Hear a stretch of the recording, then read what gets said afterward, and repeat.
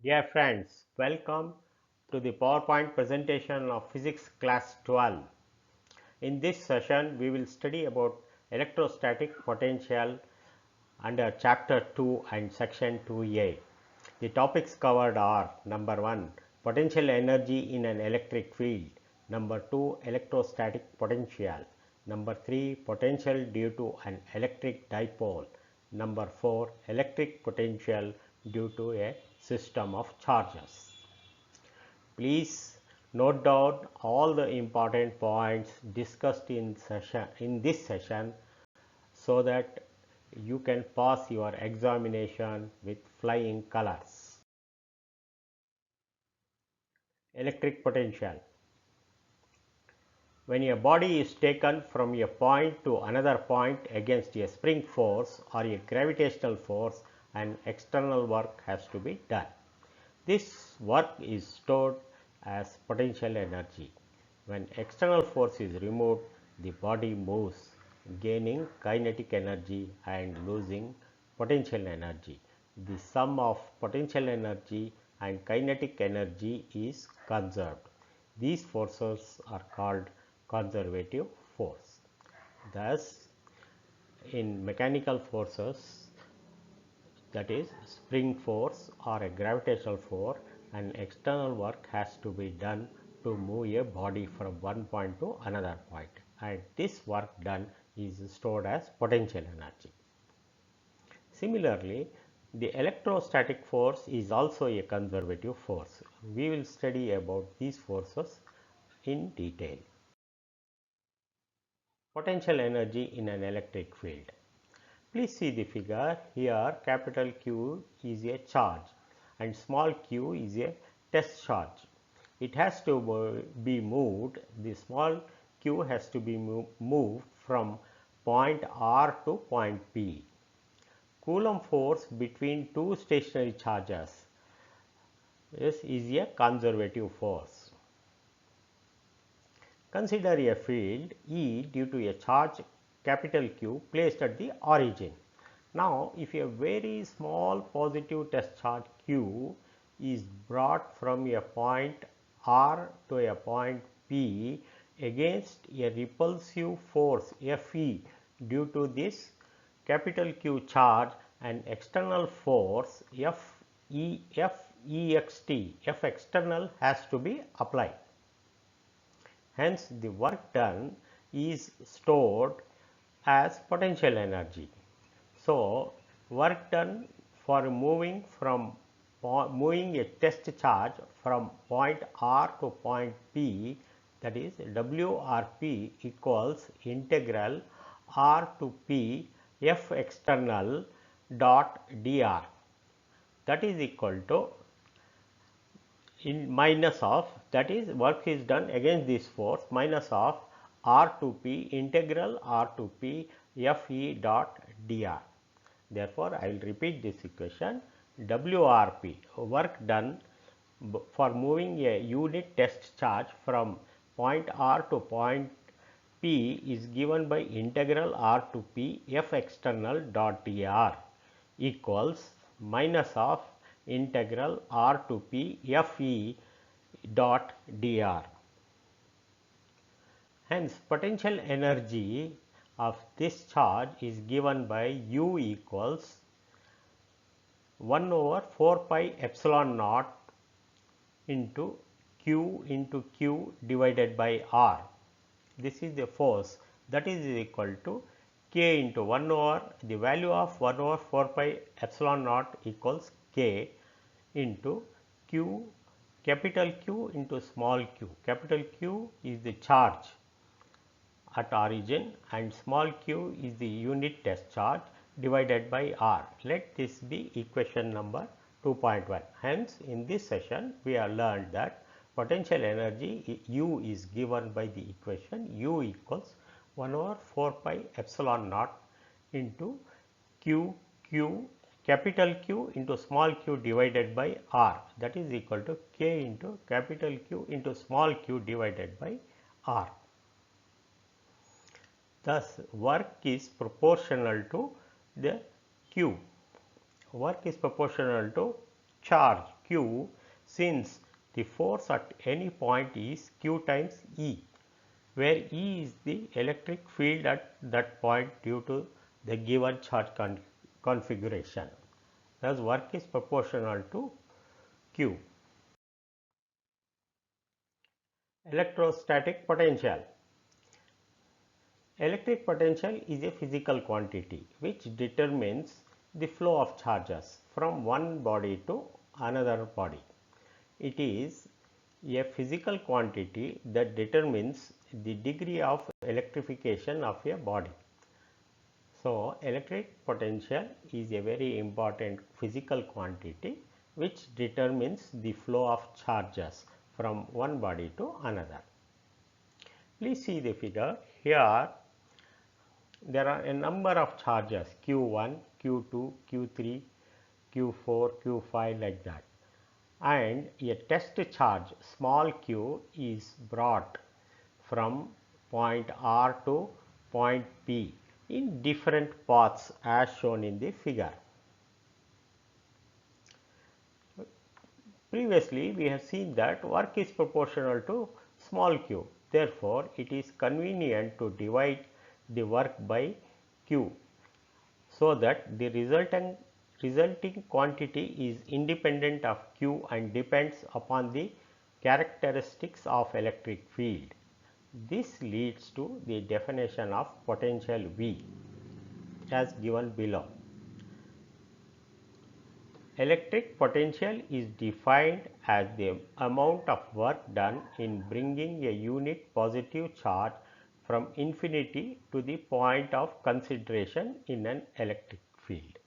So, look at the figure. The electric field here comprises of a number of charges q1, q2, q3, q4, etc. So, a small test charge or a unit positive charge q is brought from infinity to the point of consideration in the electric field. So, here we defined electric potential V as the amount of work done in bringing a unit positive charge from infinity to the point of consideration in an electric field.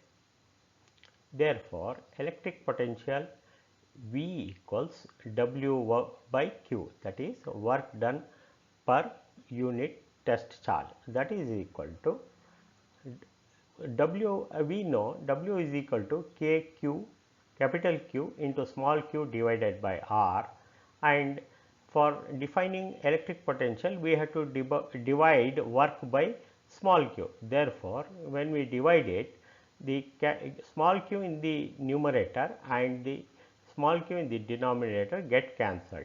So, we get V is equal to K into capital Q divided by R.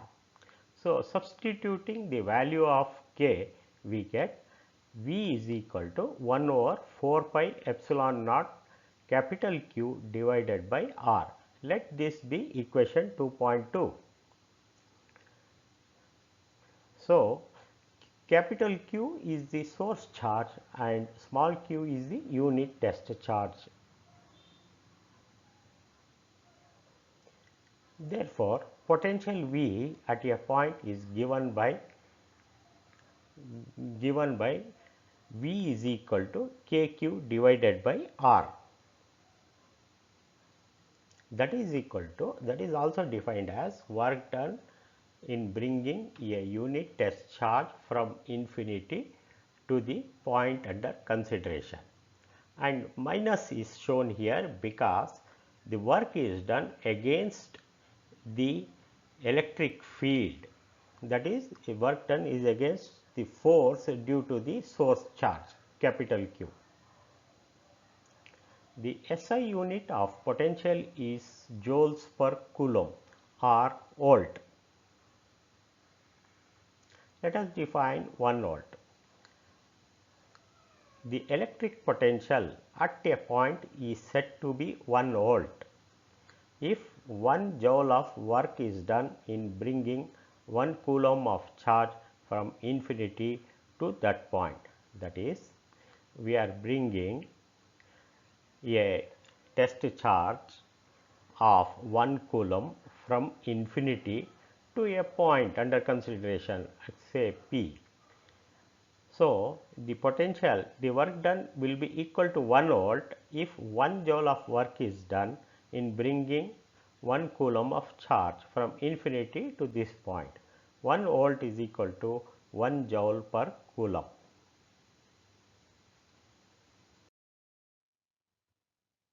Potential due to an electric dipole.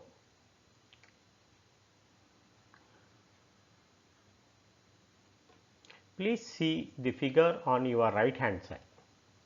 Here there are two charges, a positive charge plus q on the top and minus q on the bottom. So, these two equal and opposite charges constitute an electric dipole. So, the distance between these two charges is 2a, which is called dipole length. The center point is O, that is called center of the dipole. You will also notice a dipole moment P pointing vertically along the dipole axis. Now, we are required to find an electric potential at the point P, which is located at a distance of r from the center of the dipole, that is the distance OP is equal to r and it is subtending an angle theta with respect to the dipole axis.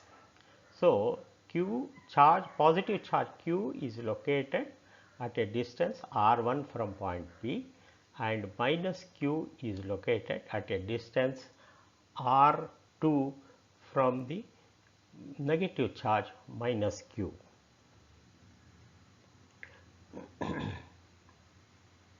So, I will read once again. The electric potential of a dipole at a distance r from an dipole with an electric dipole with dipole moment P equals q into 2a. As I said earlier, the dipole moment P is given by the equation P is equal to q into 2a, where 2a is the length of the dipole.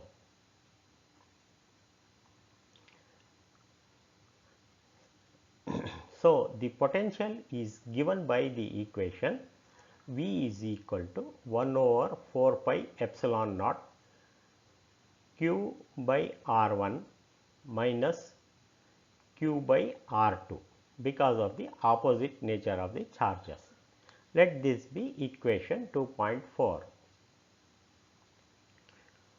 where r1 and r2 are distances of point P from the charges plus q and minus q respectively. By geometry and treating r greater than a and simplifying, we get V is equal to 1 over 4 pi epsilon naught into P, dipole moment P divided by r square into cos theta.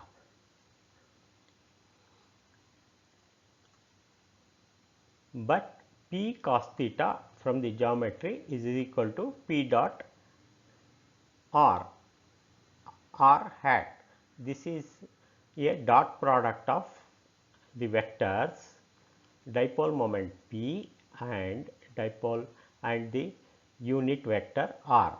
So, substituting the value of P cos theta is equal to P into r, we get the value of electric potential due to a dipole V is equal to 1 over 4 pi epsilon naught into P dot r divided by r square for values r far greater than a. Let this be equation 2.6.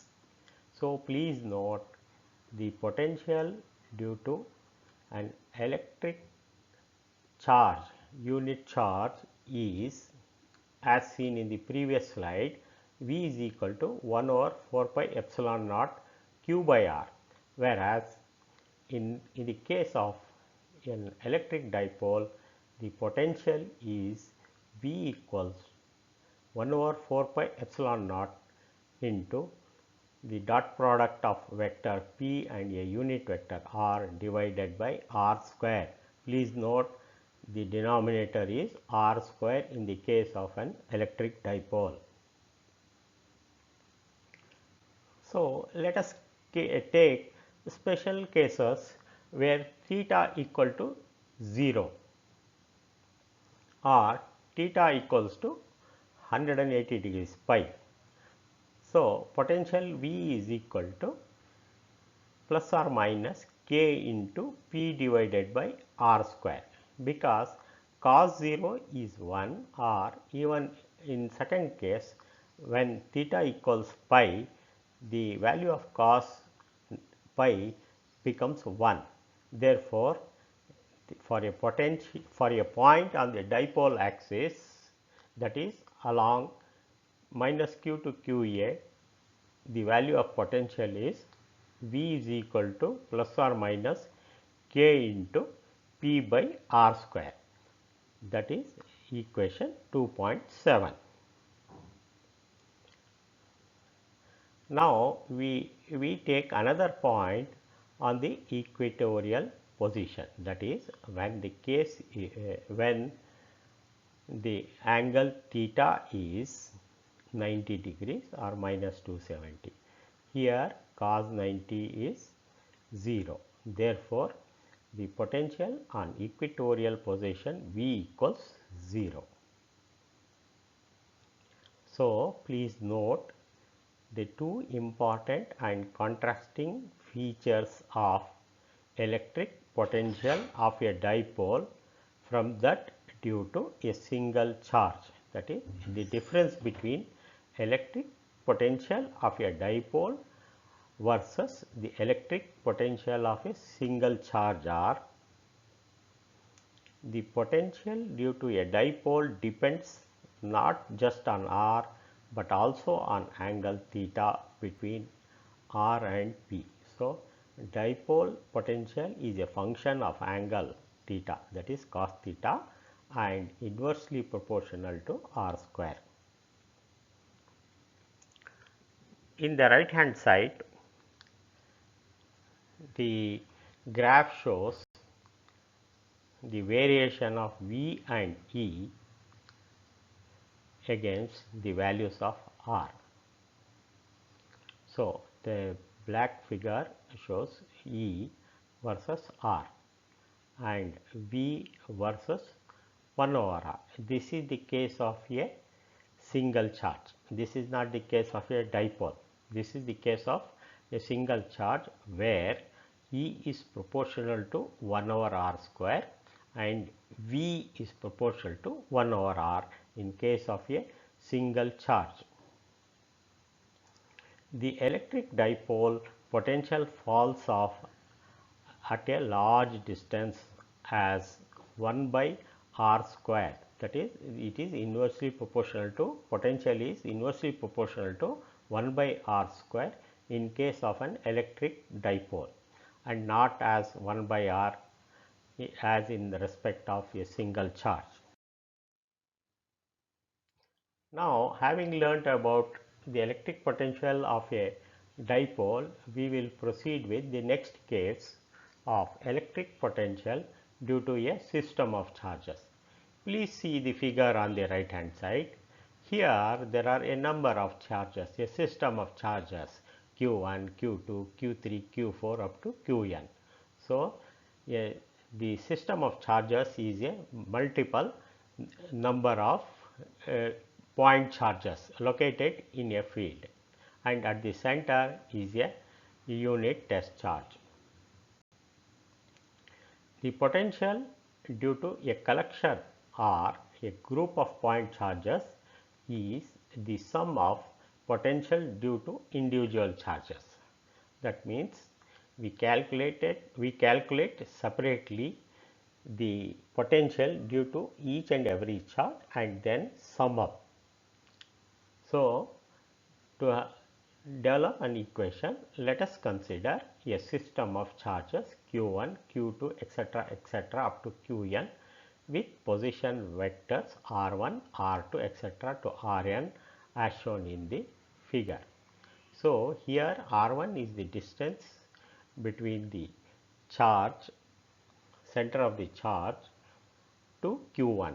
r2 is the distance between q2 and the central charge, and r3 is the distance between q3 and the test charge. q4 is the distance, q4 is the charge located at a distance of r4, and up to qn. qn is located at a distance of rn from the center. The potential due to a collection of point charges is V. So, V is the sum of individual charges, that is V1 due to Q1, V2 due to Q2, V3 due to Q3 and Vn due to Qn. So, that can be written as sigma, where I is equal to 1 to n Vi.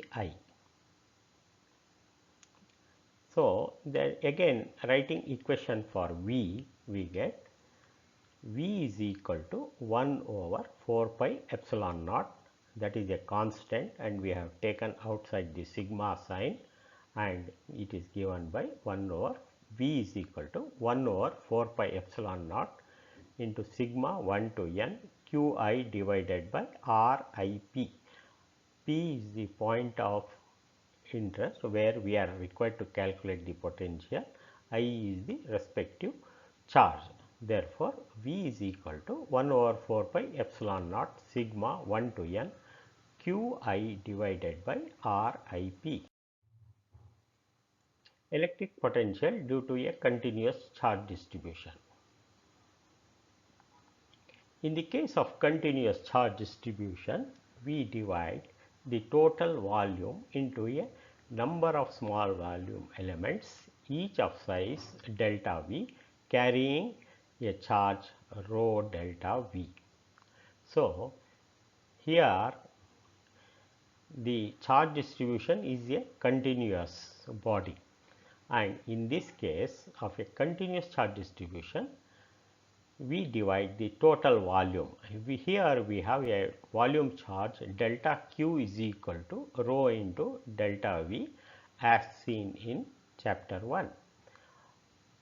We divide the total volume V into a small volume elements designated as delta V, carrying a volume charge rho delta V, and we analyze and integrate it. The potential due to each volume element delta V is determined by integrating over all such contributions. That is, the contribution of delta V carrying a charge rho delta V is integrated over the entire volume. Hence, potential due to a continuous charge distribution V is equal to 1 over 4 pi epsilon naught integral dq over r. Here dq is a small charge. The integral is taken over the entire distribution.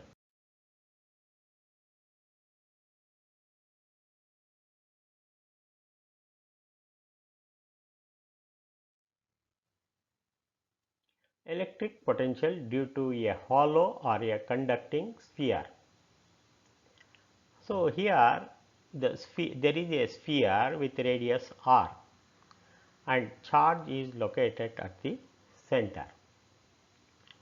For a uniformly charged spherical shell of radius r, capital R, the electric field outside the shell is as if the entire charge is concentrated at the center. So, here there will be three cases. We are required to calculate electric potential outside the sphere, then on the surface of the sphere, and the case number 3 it will be at the center of the sphere. Now, as case number 1, we will calculate the electric potential at the outside the sphere, that is the point at point P which is located outside the sphere. So, for a uniformly charged spherical shell, the electric charge outside the shell is as if the entire charge is concentrated at the center of the spherical shell. If Q is the total charge on the shell and R is its radius, then according to the definition of electric potential, V is equal to minus of integral infinity to R small r E dot dr, that is the work done in bringing a unit test charge from infinity to the point P located at a distance of small r. So, it is given by V is equal to minus of integral infinity to R E dot dr. Then solving mathematically, we get V is equal to minus of integral infinity to R. E is given by Q divided by 4 pi epsilon naught R square, and we are substituting the value of E as Q divided by 4 pi epsilon naught R square into dr. We have simply copied it from the previous equation, that is equal to minus Q over 4 pi epsilon naught integral infinity to R 1 by R square into dr. Here the variable is R, the distance from infinity to the point of interest, and integrating it from infinity to R. Hence, solving mathematically, integral infinity to R of 1 by R square into dr is given by minus 1 by R. Therefore, the minus sign, negative sign outside, and integral sign negative of 1 by R square dot dr becomes minus into minus plus. Therefore, V is equal to Q over 4 pi epsilon naught R. Let us take case 2. Case number 2, we are required to find electric potential at the surface of the spherical shell whose radius is capital R. In the previous equation, we substitute the value of small r equals capital R, because the point of interest is located on the at the surface. Therefore, at surface small r is equal to capital R, and V becomes the value of V becomes on the surface of the shell, V is equal to Q divided by 4 pi epsilon naught capital R, because here small r is equal to capital R. Then we will take the case of the third case, that is we will try to find out what is electric potential inside the spherical shell.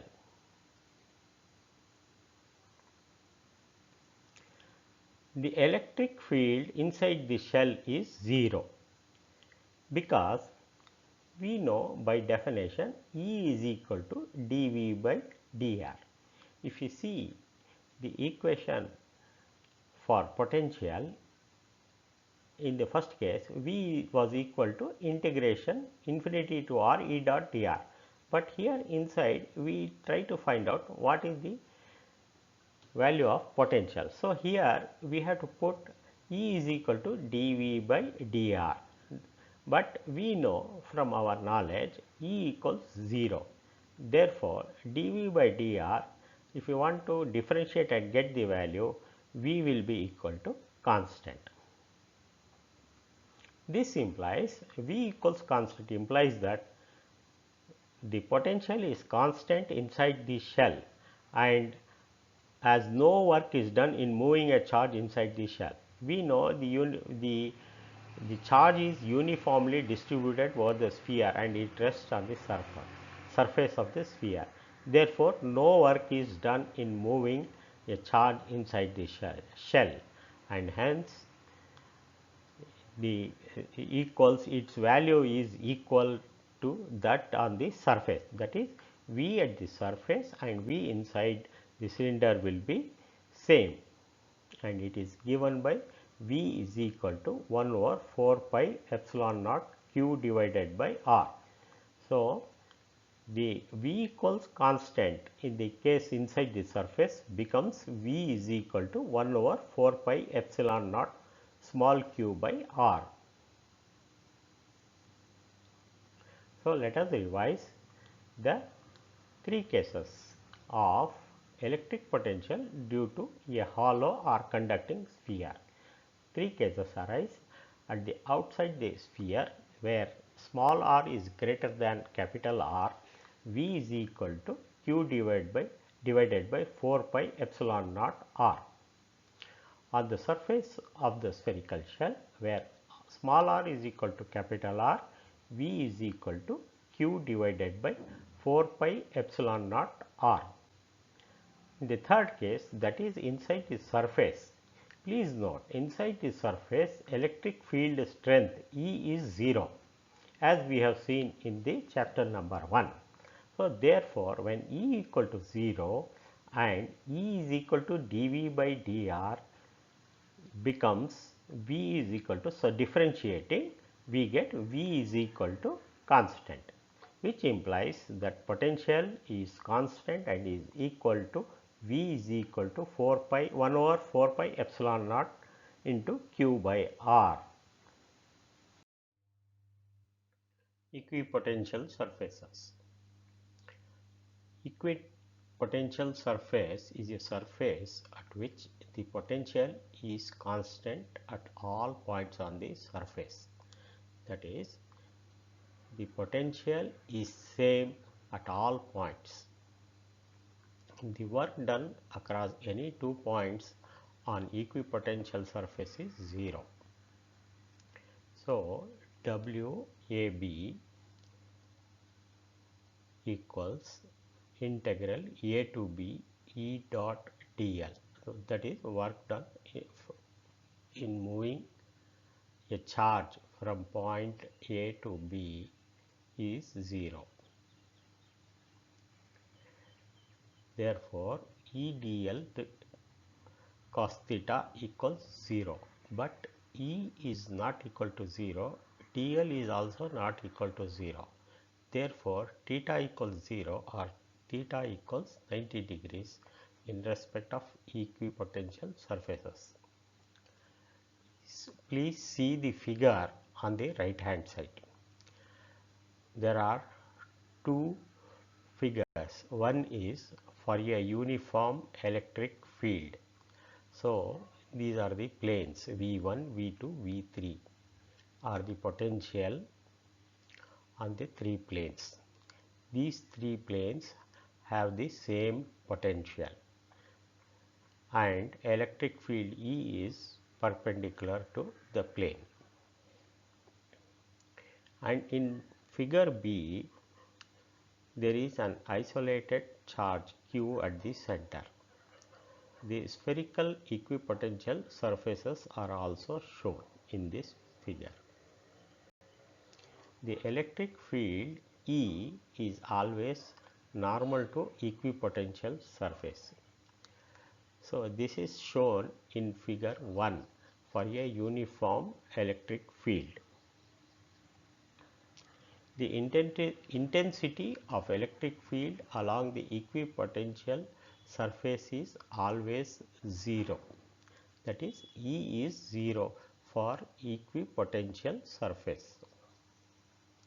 For a single charge Q, the equipotential surfaces are spheres centered at the charge as shown in figure 2.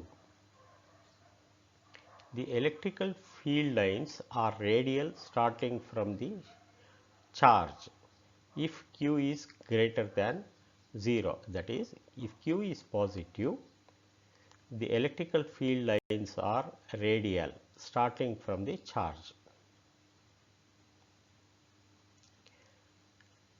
Equipotential surfaces for a dipole are shown in figure A. and for two identical positive charges are shown on in the figure B. So, in figure A, a charge is negative, one charge is negative and another charge is positive. So, these figures are concentrated heavily at the center, whereas in figure B, the case is for identical positive charges, that is Q1 and Q2 are both positive, and the distribution, if you compare with figure A and figure B, the field lines are very close in figure A because of the attractive nature between negative and positive charge, whereas in figure B both the positive charge repel each other, hence the lines are separated.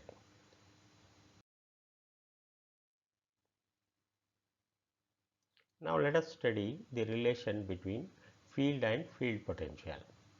Please see the figure. There are two planes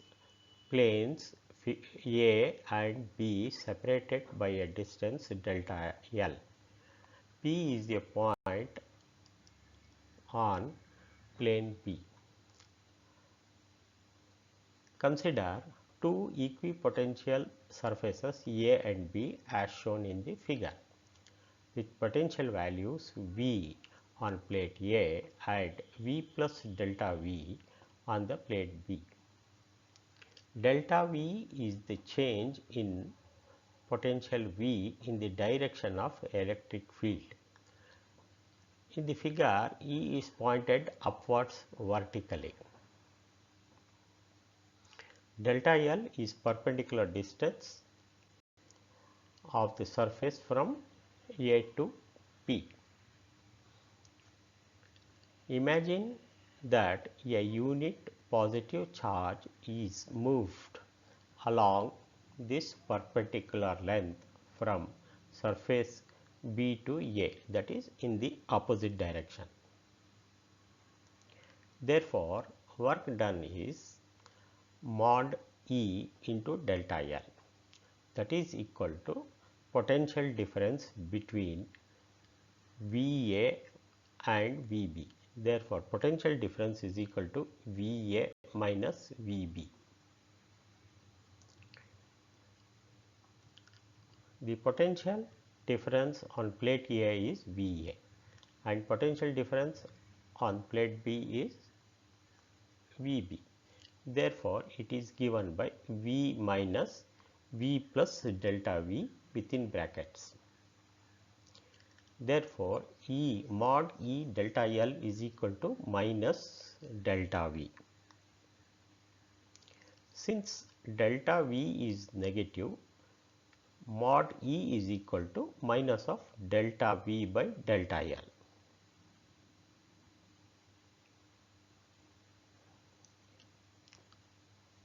Hence, mod E is equal to mod delta V by delta L. Delta V mod magnitude of delta V to delta L is called the potential gradient. We thus arrive at two important relations between electric field and potential. First one, electric field is in the direction in which the potential decreases steepest. So, the direction of E is in which the potential V is decreasing steeply. Point number 2, the magnitude of electric field is given by the change in magnitude of potential per displacement, that is magnitude of E equals magnitude of delta V by delta L, which is normal to the equipotential surface at the point. Hence, we will revise this presentation, this slide on relation between field and potential. There are two plates A and B separated by a distance delta L. V is the potential on plate A and V plus delta V is the potential on plate B. P is a point on plate B and delta L is perpendicular distance of surface A from point P. Imagine that a unit positive charge is moved along this perpendicular from surface B to surface A, that is in the opposite direction of field E. Therefore, work done is given by mod delta L equals minus delta V. Since delta V is negative, mod E is equal to minus delta V by delta L, and mod E is given by mod delta V by delta L, and this is called equipotential gradient. Two important conclusions are: electric field is in the direction in which potential decreases steepest, and magnitude of electric field is given by magnitude of delta V to delta L. Hence, now we come to the conclusion of section 2A. Thanks for listening. Please revise this presentation again and again so that you will understand the presentation very clearly. Thank you.